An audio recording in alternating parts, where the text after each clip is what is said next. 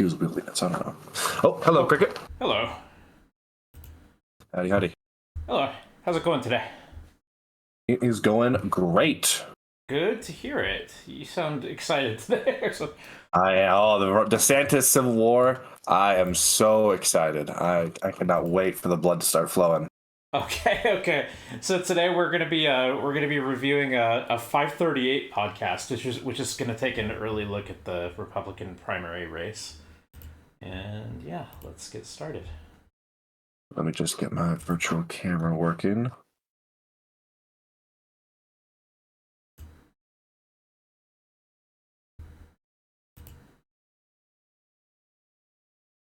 Yep, perfect. Alrighty. Yep, and we're just going to dive right into it. Yep. I cannot hear Galen, but you guys are coming in fine. No, we can't really see you. Yeah, your video is kind of in and out right now. They start with these jokey intros a lot of times. This is like a Twitter Spaces, guys. Fun. We're having our own. Indeed. Are we gonna have our hot mic like? I know. I was like, when it was the kicking servers off, are melting down, guys. when it was kicking off, I was like, oh yeah, this is what it felt like to record a podcast during COVID.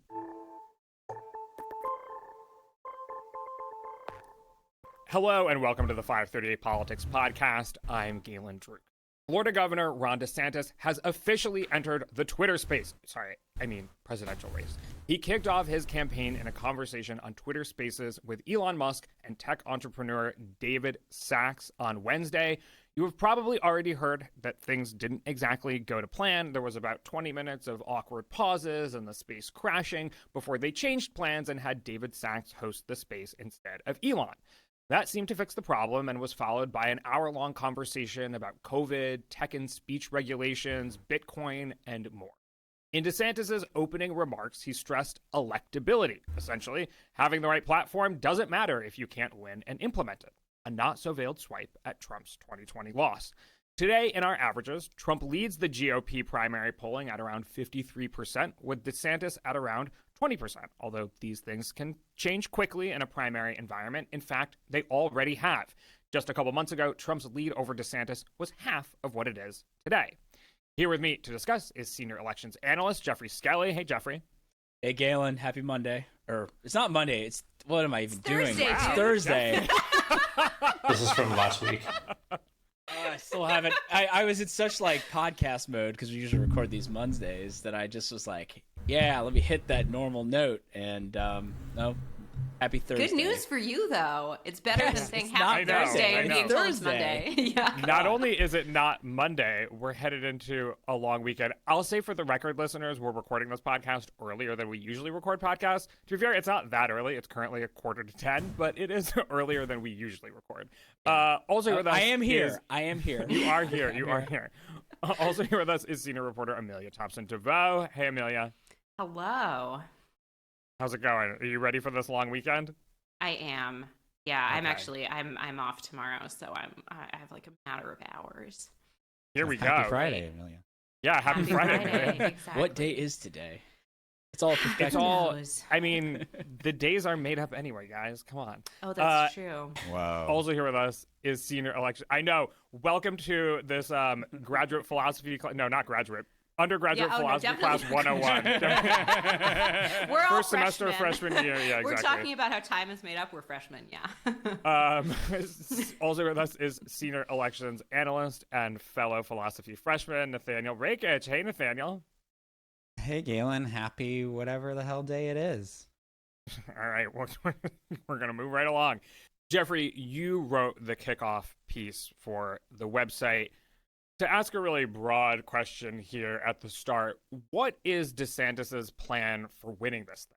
Well, it seems to me that he's. I think it was the New York Times that actually kind of summed this up, which is MAGA without the mess in one of their stories, and that to me really is sort of like a defining characteristic of like how he wants to present himself. Basically, selling his accomplishments in Florida is evidence that he can get things done, but also touching on particularly, I think, culture war issues that really animate the right, especially on things like education, trans issues, for example.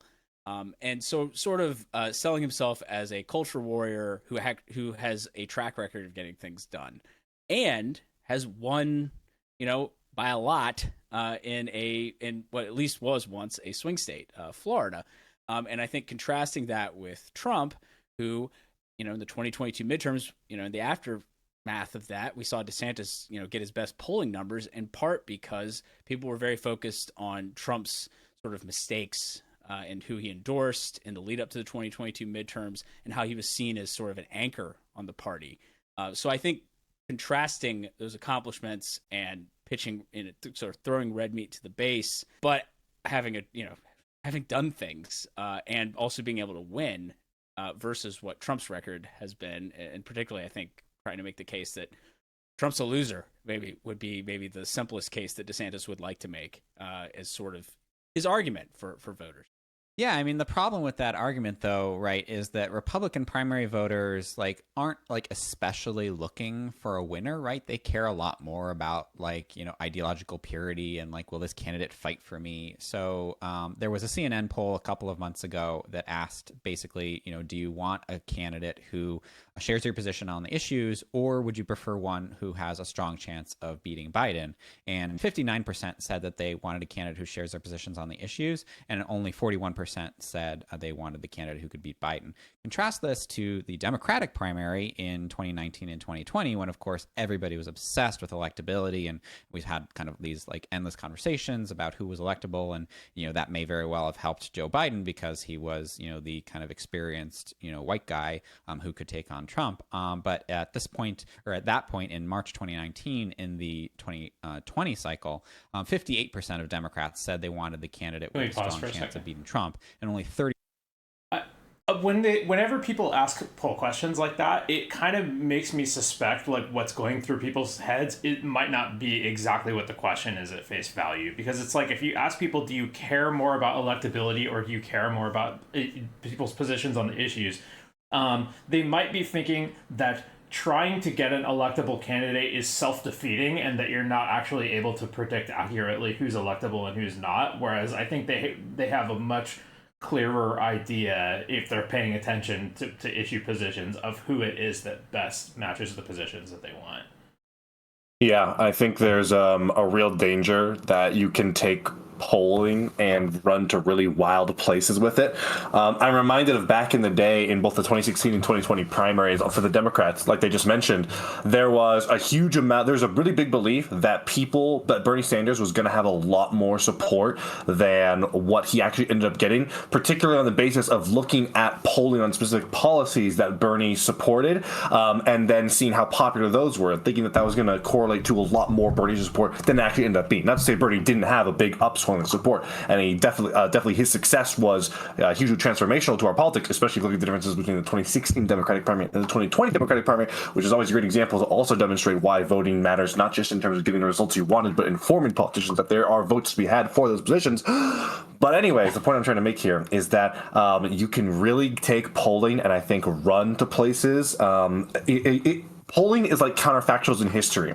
As soon as you start to get 2 or 3 decision trees down, you really need to start adding lots of skepticism and grains of salt to those predictions you're making, because you can end up thinking, oh my God, 70% of Americans say they support some sort of form of public health care, and then you try to implement a policy and all that support evaporates. Or another great example would be Brexit. Lots of people in the UK said, oh, Brexit, sure, I support that on a poll, but then when it became time to actually give them a Brexit plan where it's not Brexit yes or no, it's okay, here's this trade deal that we're going to have to, if we're going to do Brexit, we're going to have to negotiate a trade deal. Here's what the trade deal looks like. Whoa. I thought I was voting for Brexit with no consequences, or, just Brexit, like the snap of a finger. Or another great example, Republicans and abortion. Lots of Republicans talk about how much they don't support abortion. They want super strict abortion bans and restrictions. Then it's okay, we're putting that up for a vote in the state now. And a lot of that support starts to erode. People are well, I don't know if I want it to be that extreme with my abortion bans. So you always have to really temper your expectations when you're trying to model how people are going to vote based off of how they respond in polling. Yeah. So I'm guessing people who are answering this poll question probably. I I'm not sure if they've thought through it like that, but I think the point about counterfactuals is pretty relevant, though, because the electability question is kind of like a future counterfactual, right? It's like, I get that they, well, I mean, they've got to have some amount of doubt about who's going to end up being electable and who's not, and whether they can predict that or not. And it makes sense that they would, for all the reasons that you were saying, right? It's like people don't end up predicting their own behavior accurately, even like let alone the behavior of millions of other people that, you know, in the same electorate. But yeah. 33% said it was more important that the candidates share their position on the issues. So this is a different landscape. I'm not sure that DeSantis' electability argument is going to land. Well, and I think there's also an open question about how much primary voters are going to care about DeSantis having gotten things done. I mean, I think first of all, to many in the Republican base, they do look at Trump's 4 years in office and see some major accomplishments. I mean, he appointed 3 Supreme Court justices. That's something that is huge to big segments of Republican voters. And, you know, the idea that you don't have to capture people's hearts and minds if you can get things done when you get into office, I don't know how that's going to land as a political pitch. I mean, I think it's pretty clear that DeSantis is a smart guy. He's done a lot as governor of Florida. He's done a lot of creative things to expand executive authority in Florida. He says he'd do the same thing as president. I have no reason to doubt that he has a plan for doing that as president. But whether these kind of technical arguments that he's making, and his announcement on Twitter was really technical, lots of big words, lots of talk about sort of like specific articles of the Constitution. I just don't know if that level of granularity is something that primary voters are really going to resonate with. Yeah, I'll say, Nathaniel, we talked a little bit about the electability versus issue argument on Monday and came to the conclusion that, yes, that is certainly where Republican voters are now. Although the granularity would help him change contrast as, himself with Trump, though. Candidates rise or fall in the polls. And Jeffrey pointed out that they have in the past. You know, you say you want an experienced candidate, but then all of a sudden Trump is leading in the polls, and now you want a fresh outsider or something like that. So we'll have to see. But I don't think that DeSantis is making the pitch like, you may not agree with me on all the issues, but I'm electable. He's saying, you agree with me on all the issues, and I'm electable. Like, his pitch isn't, you got to make a choice between electability and the issues, which was maybe more Biden's pitch to a Democratic primary base, was like, I may not be the furthest to the left, I may be more moderate, but like, hey, I can beat Donald Trump. And that's a little bit different from what's going on here, I think. Well, I think what's going on here, just to clarify a little bit of what I was saying, is I think DeSantis is saying, I'm going to fight for you on the same things Trump's going to fight for you, and I'm actually going to get things done. Like, that's his pitch. He's not saying to Republicans, you're going to have to settle on ideology. What I do think he's saying is, if he's saying that folks have to settle anywhere, it's on rhetoric and charisma and the kind of heart part of politics, where Trump, you know, for all the wild things he said that never got done, he really connected with voters and continues to connect with them so that they believe that he's on their side, he's fighting for them, even if he still has no border wall to show for it. And DeSantis is saying, basically, I'm going to get you that border wall built, and that is what you should care about. And I think we'll have to see how he performs on the campaign trail. There's been a lot of talk about sort of DeSantis's awkwardness. I think it's too early to say what kind of candidate he'll be because he's just getting introduced on the national stage. But I do think it's safe to say that any Republican in this race is going to have trouble matching Trump's level of charisma, simply because Trump is really, you know, he's just got his own thing. And so I think that is where DeSantis is trying to set himself apart and maybe expectations set a little bit, that he's not going to really speak to people directly, maybe in the way that Trump does, but he knows what they care about and he's actually going to get things done. And that's what I'm genuinely unsure how primary voters are going to respond to that.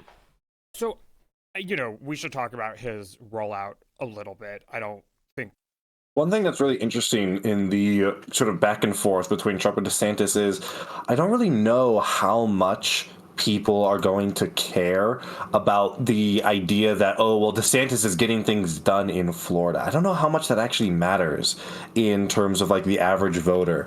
I don't know if a voter looks at like the fact that like DeSantis is passing a bunch of these bills in Florida and Trump, I guess, isn't doing anything just because he isn't a politician right now. And I don't know how much that actually registers for people. It feels like this culture war, especially because this culture war stuff is not really tangibly impacting most people's lives. It exists only digitally. So I really wonder if, you see Trump have a post about how he doesn't like wokeism. You see DeSantis have a post about he passed a bill that, goes after wokeism. I really wonder how much that actually matters to people back and forth.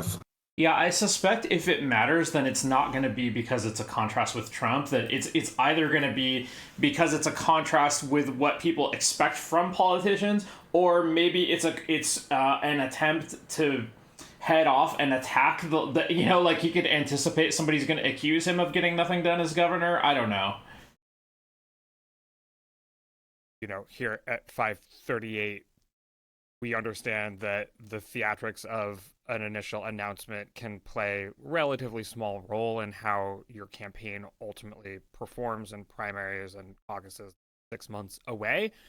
But so there were the glitches, but also how does his pitch for the presidency jibe or contrast with what we saw on Wednesday night, like in his conversation on Twitter with Elon Musk and David Sachs?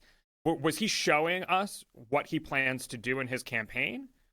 I think that the difficulty with the announcement is that with Musk and Sachs there, I think they spent a lot of time sort of the initial questions touched on things that might matter a bit more to Musk and Sachs. I mean, I think, there were conversations that they even touched on things like Bitcoin, and he never talked about inflation. He didn't talk much about immigration. He didn't there were things that just were not touched on that are going to come up on the actual campaign trail.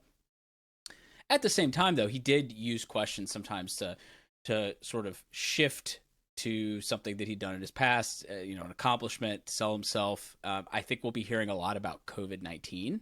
It sounds like based on the interview, because there was sort of a initial talk about like I think the opening question was after all the kinks got worked out was like Twitter and like free speech and how that's important, and DeSantis used that as a segue to talking about COVID-19 and that the liberal elites, the conventional wisdom, the liberal elites in Washington and health people had. They had the wrong policies and they forced these things on us. But in Florida, we opened up quickly and we rejected this conventional wisdom that was wrong, and our state was stronger for it. But then also, I think tacking on some ideology to that in terms of like freedom of speech, tying into just basically like hearing multiple sides of things. And anyway, it does sound like COVID is going to be something he will talk a lot about as an accomplishment, basically. And knowing, how divided and partisan that got when we were sort of in the height of that, I could see that playing to the Republican base, most certainly. Yeah, I think this is one line of attack that I'm really curious to see if works. Is Trump, having Fauci as part of his cabinet, administration, director of NIH, I believe, is because that's like an executive agency. The point is, having Fauci and doing Operation Warp Speed. I'm really curious to see how that goes, because I think there's a lot of things that Trump does that if anyone, even remotely on the left, did, it would be, constantly derided by the right. I'm reminded of when Trump said we all owe Xi Jinping a debt of gratitude for how well China handled the coronavirus, and you can just imagine how the right would lose their minds if a Democrat said that. And that's something that seems like Republicans just don't care about for some reason. So I'm really curious to see if DeSantis goes after that kind of stuff, whether or not it is effective or not. Because to buy into it sort of requires like a total inversion of like the way I think a lot of people on the right view Trump as this like stalwart against the deep state in China. That's true, and Trump is also wants to take credit for the vaccine at the same time too. So Trump is it'll be interesting to see if he lays off that or not. Yeah, he's kind of trying to have it both ways, and DeSantis doesn't really have to do that. So what stood out to me most in the announcement, at least thinking about the kind of campaign that he's planning to run, is what he didn't talk about. And obviously, a campaign launch is a curated space. It's where you get to talk about what you want. You don't have to talk about the things that are tough. But we did not hear pretty much anything from DeSantis about the issue of abortion, despite the fact that he recently signed a 6-week abortion ban in Florida. And we also did not hear anything about his main rival, Donald Trump. And those are both areas that have proved difficult for DeSantis and for other candidates in the race. And, we can talk about abortion first. This is an area where Republicans are having a lot of trouble coming to a consensus about the right level of abortion restrictions now that, of course, there's no more constitutional right to abortion and states and the federal government can do what they want on this. And Trump has come out really just not wanting to talk about it and saying, like, we got Roe overturned. That was the goal. States are doing what they want. This isn't a popular issue is kind of the subtext. It was bad for Republicans in the midterm. We're just going to not touch it for a bit. And a lot of people in the Republican base are unhappy about that. Many Republican-controlled legislatures in the past few weeks have passed abortion bans of varying strictness. This is clearly going to be something that is an issue in the Republican primary. And DeSantis has been trying to walk this really weird line where he is trying to say to the anti-abortion Christian conservative side of the Republican base, look, I'm actually better than Trump on this issue because Trump is not saying that he supports further restrictions. And look, I just signed this 6-week ban in Florida, and Florida is a really key state for abortion access in the South. So this is a ban that matters a lot. I could buy that might be a difficult issue in the in the general election. I don't buy that this is like a tough issue in the primary, either for DeSantis or for Trump. I mean, Trump, I think especially probably would benefit from it more because he just literally did appoint the justices that got Roe overturned, and she was kind of framing it as if I don't know, as if he had to do some delicate dance talking about it. Well, maybe later he will, but right now I don't think so. I think a lot of people in the Republican Party really admire him for doing that. Yeah, I think there's whether or not they're going to have to bounce it in the primary. I think it depends on how much of the sort of surge in in pro-abortion politics that's happened sort of in the aftermath of Roe. How much of that is happening within moderates and already left-wing people, and it's like boosting turnout, and how much of that is actually changing inside of the Republican base. That I'm just genuinely not familiar with. Mm-hmm. Yeah. To people who are engaged on this issue. On the other hand, I think he understands that a 6-week abortion ban is a really serious general election liability, and it might be something that hurts him among other Republicans who think that that the party's going too far on this issue. So he's also tried to to say look, I did this thing, but don't look too hard. I'm not going to talk about it too much. And so it was really interesting to hear that among his list of accomplishments, when he was talking about all the many things he did in Florida, the abortion ban was not prominent among those. And then, of course, we've talked about this. All of Trump's rivals are having trouble figuring out a way to attack him. And the fact that DeSantis, alluded to Trump many times, they could have called him he who must not be named because it was clear when they were talking about him. But they didn't use his name, and he didn't go after him directly. And that's something that Trump's rivals are going to have to sort out, because if none of them are attacking Trump directly, and especially if, the people who are perceived as the real threats to Trump, like DeSantis, are not attacking him directly, that's good for Trump. As I mentioned at the top, primary polling can move quickly, and particularly because it's a primary, everyone who's voting is already Republican, and so a lot of these candidates may seem appealing to folks. And if you do look at the polling, you see that 2/3 of Republicans say that they would feel good about a DeSantis nomination. similarly or more say they would feel good about a Trump nomination. So these things can move quickly. And like I said, they already have. So at one point late in 2022, DeSantis was actually leading Trump on average in head-to-head polling. And, even just a couple months ago, right when we launched our polling averages, the gap between the two was only 15 points. Now it's more than 30. How do we understand that development? Because during that time, I mean, we've moved further away from the 2022 midterms, but the news in any conventional sense hasn't been great for Trump, right? There was a Manhattan indictment in the Stormy Daniels hush payments. There was a civil lawsuit in which E. Jean Carroll described, sexual abuse and defamation. So how do we see that improvement for Trump and that decline for DeSantis in the polls? How do we describe it? I think the decline for DeSantis, a lot of that comes down to having, he was peaking at the end of 2022. And then because now he's, seen as maybe the clearest alternative to Trump in the Republican field, he starts getting a lot of scrutiny. Trump starts attacking him a lot more. For instance, Trump's allies and Trump himself have criticized DeSantis. Basically, they've sort of harkened back to DeSantis' days as a sort of a Tea Partier. He was a co-founder of the House Freedom Caucus in the U.S. House of Representatives, which is sort of viewed as the most right-wing conservative group in the House, and talked about the fact that DeSantis had supported legislation that would have potentially cut entitlements or raise the retirement age when it comes to things like Social Security and Medicare.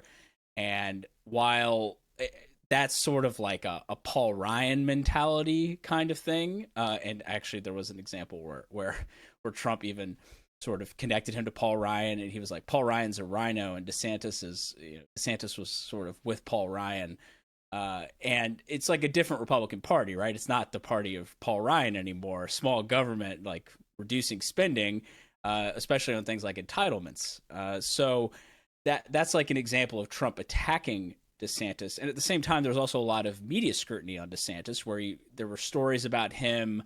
Some of them were about his personality. He was like coming off as like aloof to some people, maybe not great glad-handing with voters, maybe uncomfortable doing that to some extent, especially compared to Trump, actually, who is actually rather strong, sort of doing events and being at sort of the center of the limelight in those situations, and also like even talking to people. Like Trump apparently actually enjoys that. You can like there are all sorts of funny pictures out there of Trump like with people, being like, hey, so no, I'm just saying that like I don't think people think about this as much, but actually might be a strength for Trump.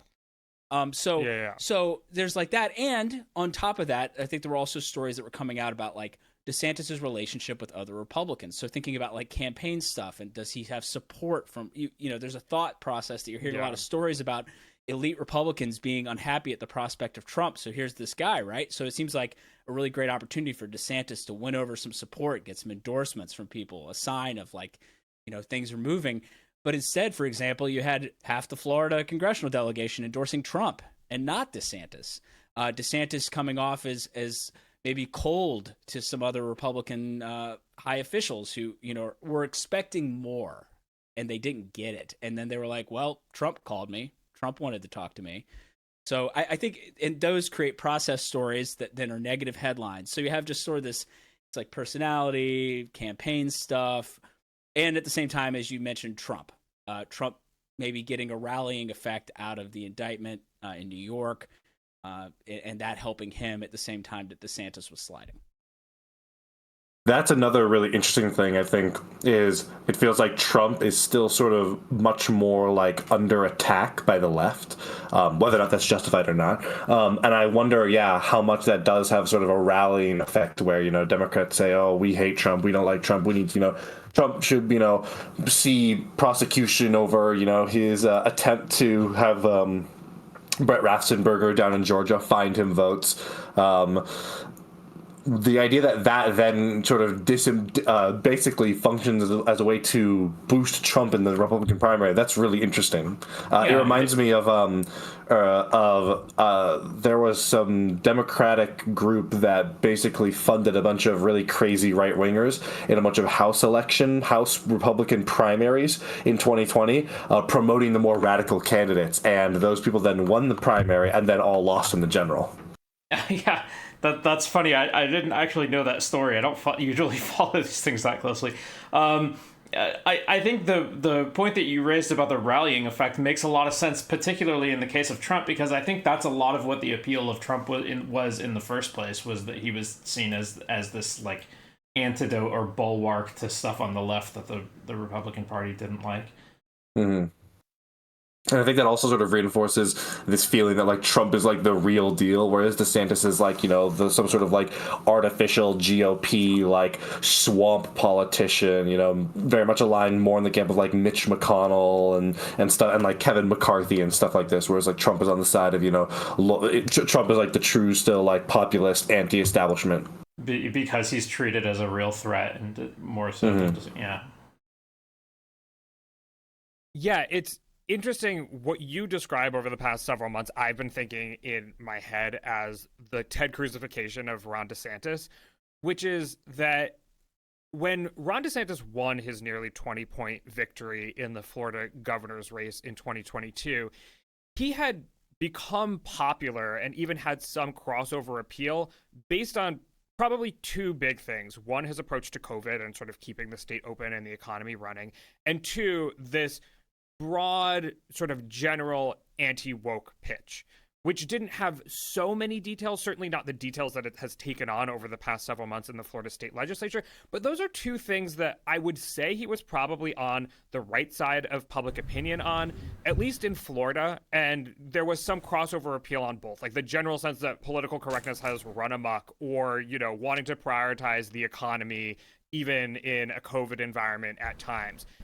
And in the time since then, he's taken on a different sort of approach, and one that I would compare more to the Ted Cruz approach of 2016, which is, you know, the 6-week abortion ban, really getting down into the specifics on the kind of legislation surrounding LGBTQ issues and education, and also, like you said, getting covered in a way where it's like, okay, maybe he is not so great with people. There's a lot of people who don't like him within the Republican Party, et cetera, et cetera. And as we all know, Ted Cruz lost the 2016 primary. You know, he was appealing to the conservative Christian voter in Iowa. He won the Iowa caucuses, but that didn't serve him well throughout the rest of the primary process. It was the guy who was focusing more on immigration and maybe like the broader cultural issues, and not really the, you know, spending cuts or abortion or LGBTQ issues of like yesteryear's conservative culture wars. And it did seem like he got mired down in those over the past several months as well. You know, it's hard to say specifically why polls go up or down or whatever, but I think he had gone from new culture wars warrior to old culture wars warrior in a way that didn't necessarily serve him. I don't know, Galen. I think No? maybe we're all reading too much into this. I just think like it's important to take a step back and like look at exactly what DeSantis' decline has been, which is it hasn't been that there has been that Republican voters have soured on him specifically. It's just that they've kind of been like gravitating toward Trump, right? So like if you look at like DeSantis' favorability, he's fallen ratings, 10 points in the averages. But he's still right, really but has that's because that's not because favorables. Yeah, right. This isn't because Republicans dislike him. It's because they see two candidates they really like, Trump and DeSantis, and right now they're gravitating toward Trump, but they can gravitate toward DeSantis. So yeah, to cite some numbers, in Jeffrey's piece, he had a nice little chart where you had the net favorability ratings of all the candidates, and DeSantis's was like approaching plus 60, right? I don't know exactly what it was because Trump was at plus 60 and DeSantis was at plus 57 among Republicans. Right. So they're basically right. This is among Republicans, but they're basically equally well liked. There was also a recent CNN poll where they asked, who are you currently supporting, and also who would you consider supporting? And Trump was, 30 points ahead or 25 points ahead on currently supporting, But when you added up the currently supporting and consider supporting, they were both around 85%. So like there's this big pool that they're both playing in. And then also I'll throw in another thing, which is that Morning Consult asks people who their second choice is. And among Trump voters, half of them say that DeSantis is their second choice.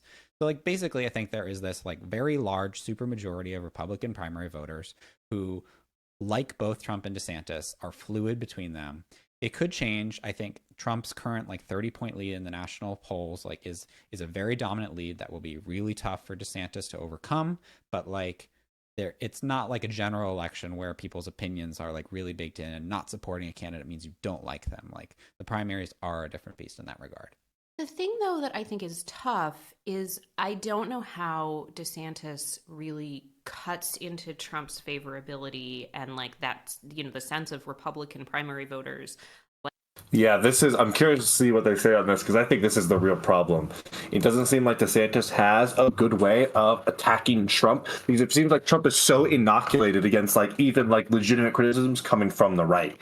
Like, I don't know how, given the fact that Trump already did say, we all owe Xi Jinping a debt of gratitude, or, all these other things. I'm really curious to see, like, man, is DeSantis, like, just saying, pointing that clip out going to be enough to, like, move Republicans? Because, like, I feel like that clip already got a lot of, like, traction online.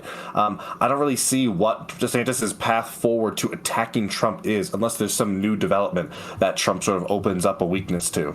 Yeah, I was about to answer it, but you kind of hit on it at the end there, which is that he might not have to. It's possible that Trump's campaign could falter on its own, and then he's just setting himself up to be the beneficiary in case that happens, which would not make him a favorite to win, but it might be the best you can do in a party where Trump is as dominant as he is.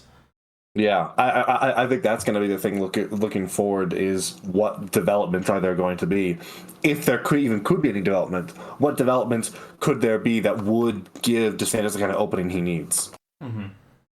Liking him, which I think he has to do to some extent to be competitive without attacking Trump. And of course, there are big risks to attacking Trump, because as soon as people attack Trump, then, if you do it in the wrong way, and like there are a lot more wrong ways to do it than right ways, then that pisses off primary voters who like Trump even more. And so then you're the one who's going down in favorability numbers and not Trump. But on the other hand, something has to weaken Trump. And maybe that will be something Trump does to himself. I mean, certainly there are plenty of opportunities for that. I mean, maybe Trump doesn't show up for the debates and DeSantis does really well. And voters are like, Trump isn't showing up for this. Trump isn't serious. This DeSantis guy really seems like he's going to get things done. I'm going to go to him. Like that's, it's just one scenario. Like Trump could inflict all kinds of harm on himself. But he could get indicted 3 more times. He could get indicted 3 more times. Although, I mean, the indictment thing is tricky because, like, if he gets indicted by the Biden Justice Department, are primary voters gonna like really see that as a ding on him, or are they gonna see that as a sign that he's just? Yeah, I think there's a point though where that will be pile up on him. But you could have a health That's right. If he gets a point. Well, but it's a source of uncertainty, right? It's a way. It's a source of uncertainty. There are all kinds of things that could happen, but a lot of it, I think, is up to DeSantis and the other Republican candidates. And right now, they are just not willing to take that risk. And it just seems like the kind of thing where if you are unwilling to take the risk, then you are probably sacrificing a big opportunity to cut into Trump's popularity, because they need Trump to be more unpopular with the Republican base than he is now.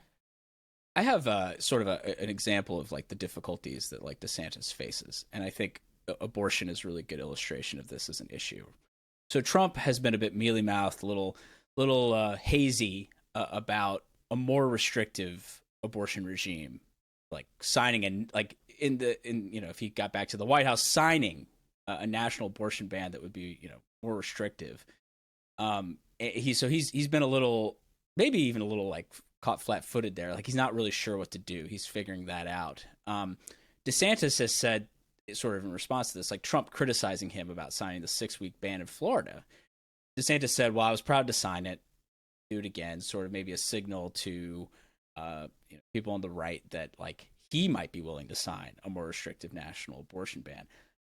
Thinking about the Ted Cruzification argument that Galen was just mentioning, Jeff Rowe actually by chance is running his campaign, and he ran Cruz's campaign in 2016 for what it's worth. But by sort of moving to the right on the abortion ban thing, we saw some major Republican donors go like, "Oh, I don't know about that. That seems like trouble."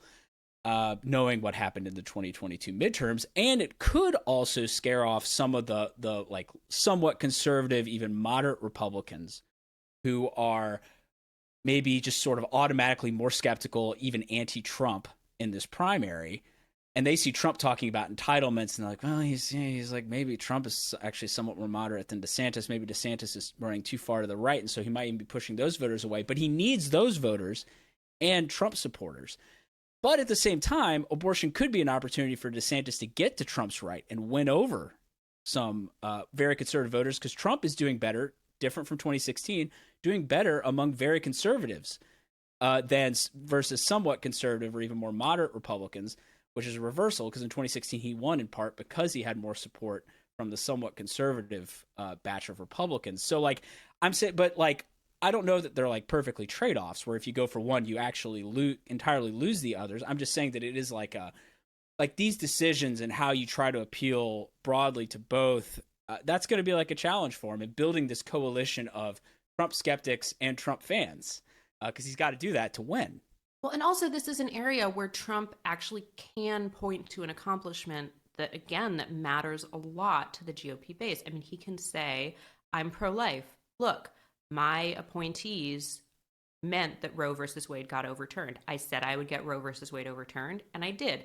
And now I'm going to stop. But, like, I think, and he's not saying that clearly, but, like, it's sort of, that has bought him a lot of goodwill. And so, I think that is tricky too, because again, this is an area where Trump is kind of a known quantity, and getting people to dislike him on this issue is more difficult than if he were just coming out of nowhere, and doing the like Tim Scott, Nikki Haley thing of saying like, I don't really know, maybe I'll sign a 20-week ban, maybe I won't, because he's got this track record of actually having done the thing he said he would do in his first 4 years. Yeah. I mean, that's going to put him over Nikki Haley, but, like, is that really the bar? No offense to Nikki Haley. But, like, that's not a serious campaign, in my opinion. Yeah, I would have thought, like, the electability argument really is more of the attack on Trump that DeSantis would want to do, right? I mean, even if he doesn't frame it explicitly as an attack on Trump, I mean, the idea is, like, I was winning while this guy was losing. Mm-hmm. I was looking through the crosstabs in these early Republican primary polling. And to your point, Jeff, I was trying to figure out where exactly DeSantis has advantages over Trump. And yes, it's to some extent on voters who consider themselves moderate or whatever, but the clearest advantage is amongst college-educated voters. And you wonder, like, yes, in his mind, he probably needs to win Iowa because that's the way he sort of starts the engine of, the media attention picks up, the momentum. We love that, momentum in a primary, although political science research suggests that momentum is actually a real thing in primaries. The one time. So this is like the one place time. where momentum is yes, a real exactly. thing. And so he feels like he needs to win Iowa, which means, and also sees a clear opening to the right of Trump on issues like abortion. I think I don't know how this entitlement position will play out for him. Like, if he can be a little more hawkish on the debt and deficit than Trump and try to play to his right there as well. We'll see how that plays out. But so he wants to win Iowa, so he wants to play to Trump's right. But in order to keep the people who got him to where he is today, he needs to come off as not the Ted Cruz type. And so that'll be hard. Like, it's a real juggling act for anyone, because, and it is interesting, the two states that are going to serve as our first tests, because they are two prime examples of places where Trump does have weakness. Iowa, the Christian right. New Hampshire, the college-educated, more like moderate type.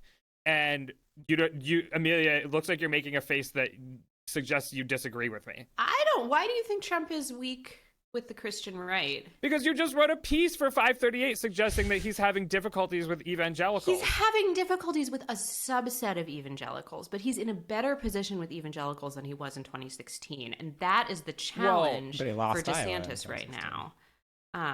Well, I think you're So- saying if DeSantis wants to go for beating him in Iowa, there that has creates always been a problems in New question. Hampshire.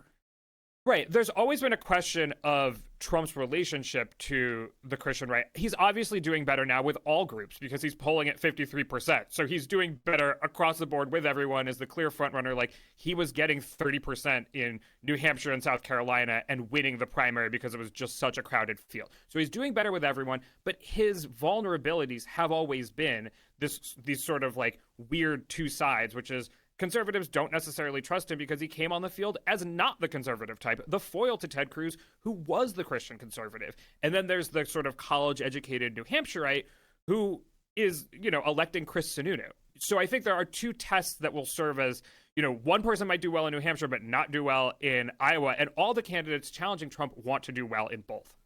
Right. I mean, I just think that the place, like Trump's vulnerability among the Christian right voters is right now appears to be a subset, which is college educated white evangelical Republicans. And that makes a lot of sense based on what we've been talking about. I do think Trump, despite not having been Christian conservatives' first pick in 2016, has built up a lot of goodwill with that group generally. And so while, other candidates probably do see an opening there, I think it's a really open question about whether that group as a whole is really weak for Trump, or whether what we're seeing among Christian conservatives is actually what we're kind of seeing among Republicans overall, which Like is But I see the argument they're trying to make. It's like, just because Trump is doing better with evangelicals doesn't mean he doesn't have a weakness there, because he's doing better with all groups. But like, the fact that he's doing better with all groups, doesn't that kind of just demonstrate like how bad of like how strong, I guess, his right flank is, given the fact that like there doesn't seem to be any sort of like big pockets of criticism or like resistance to Trump from the right if he's doing this well among just all of the right generally? Yeah, another thing I was thinking was, they're describing his difficulty in terms of this, like, navigating the difference between Christian conservatives versus some, college-educated New England Republicans. But it's like anyone who's his rival has to navigate that same dilemma as well. And I don't see why Trump would be any worse at doing it than they would. In fact, like, he's probably already better because he's, because of his stronger starting position, right? Whereas, like, any of his rivals probably has to it probably can't have it both ways with those groups, right? They probably have to side with one or the other and try to undercut him there. Man, the thing that this reminds me of is I wish I knew someone who was really who had really good knowledge of Israeli politics, because this is kind of reminding me of how Israeli politics for a long time has been defined by the Never Bibi bloc, the Bibi Benjamin Netanyahu. There's a bloc in the right that just absolutely hates this guy, and for a long time would just never ever side with him, which is why they've had so many sort of back and forth elections a lot of times, is because even though he's on the right, there's a big chunk of the right that was willing to like side with the centrists and the moderates and even left-leaning groups or parties, in order to form governments without him. And it doesn't really seem like there's that kind of equivalent thing on the right. It doesn't seem like there's a big anti-Trump bloc. Like, there's like a couple like outlets, like, oh god, what was it? Was it the Lincoln Institute or something that like for a long time produced anti-Trump ads from like a right-leaning perspective? But like, it doesn't seem like there's a serious like political bloc of like people that are like politicians and voters on the right that are anti-Trump.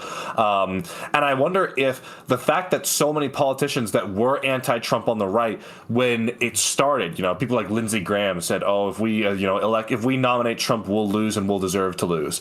A lot of these people then sort of just shut up and played coy with Trump because he was so popular. They didn't want to get attacked from the right. And but they're as a still result, doing it today, I think. yeah, they are, yes. But as a result, there's never there hasn't been the creation, and maybe this creation would have failed, right? That's the perspective that the people who do this would have.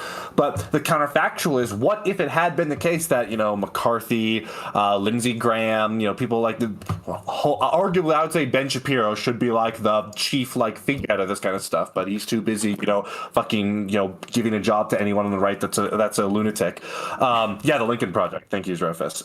Anyways, if these people had been, you know what, we're Republican, we'll support Republican policies, but we don't like Trump. We think he's a bad guy, and this is going to be our position, and we're not going to hide from that. We're going to shout it from the top of the world. If they had done that, then maybe there would be a significant block of people that are on the right but don't like Trump that then could be an avenue in for DeSantis, but they haven't done that, and so it kind of seems, and again, I'm assuming here that would have been successful, maybe not, but man, kind of hard for those people to complain and be like, oh, if only there was some way we could get DeSantis over Trump, because a lot of people do kind of lean DeSantis a lot more now, but they aren't actually then able to do anything, and I wonder how much of that is sort of like you dug your own grave here by constantly kowtowing to Trump in the first place. Yeah. Education divide. The college divide, exactly. And when you're talking about evangelicals, college educated evangelicals are about a quarter of that group, so it's not a big piece of the pie. And so can DeSantis make inroads? I think it's possible.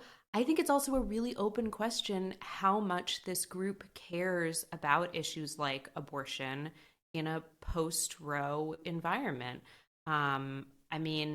That's just something we're going to have to see. It's been a big voting issue in the past, but a lot of white evangelicals live in states that have banned abortion.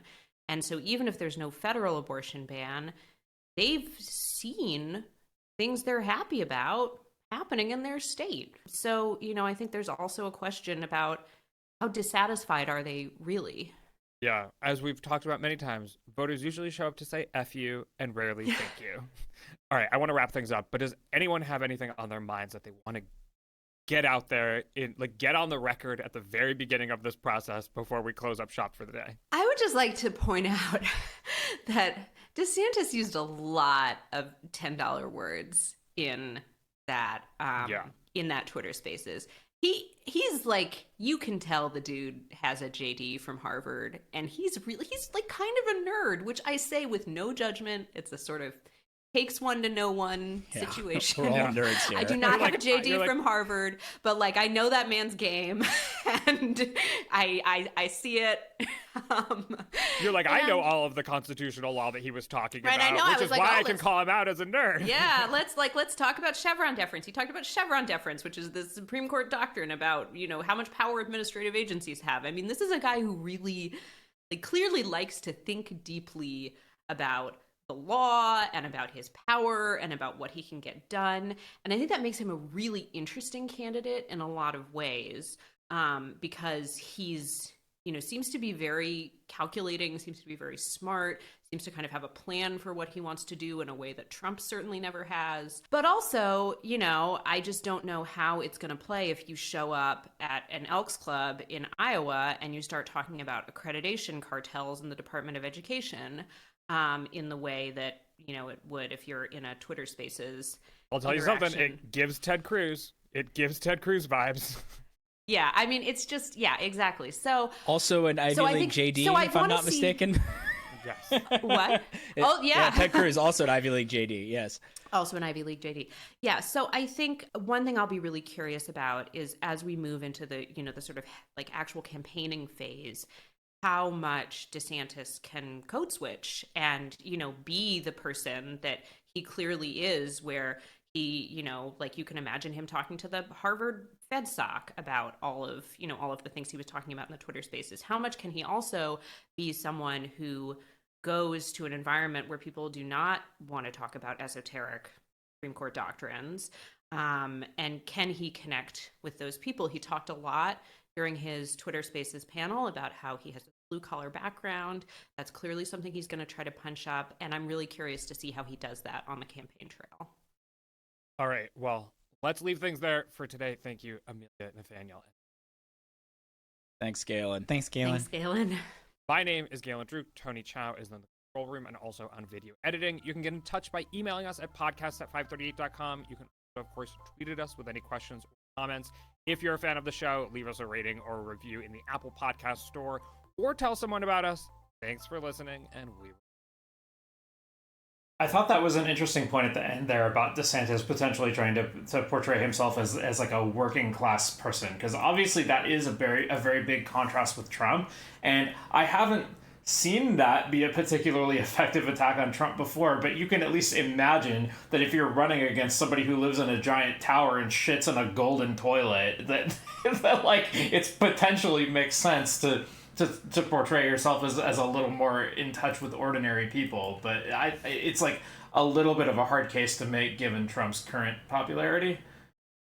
Yeah, it doesn't seem like there's a real good, like, the thing is, all these things sound good on paper, but like they've been tried before. It's been like, I mean, what, like 2016, it's been like I guess really by the time of the election, it'll have been like 8 years of Trump having been around and having weathered a lot of these attacks already in 2016 primary. And it just doesn't seem like there's any fertile ground to like try these things. Like, I agree, it seems like the kind of thing that would work, but like if it would have worked, if it didn't work in 2016, I don't see why it would work now. Like, that's the key question. What has changed since 2016 that can be leveraged into some sort of advantage over Trump coming from the right flank? And I don't know if there's anything like that.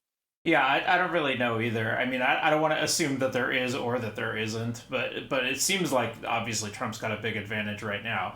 Another thing that I was interested to hear that they didn't talk about very much was a lot of the more controversial stuff going on in Florida with DeSantis. Like they didn't talk about all his battles with Disney and all the anti-trans stuff, and I don't know how much of an effect that stuff would have in a primary. Yeah, that's actually a really interesting thing. I wonder if there's going to be any sort of back and forth over DeSantis being hostile to businesses.